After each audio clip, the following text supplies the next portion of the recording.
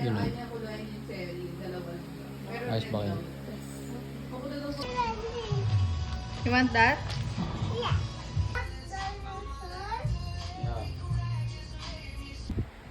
Alright, last meal with whey protein. Let's go. Alright guys, that's it for today. So pang day 32 ng cutting pace ko. So I decided to take a rest na lang kasi gusto ko magpahinga. Wala namang problema kung mag-rest ako ngayon. Bukas ako mag-workout ng legs and arms. That's it muna for today. Dito ko lagay yung total macros ng mga pinagkakain ko.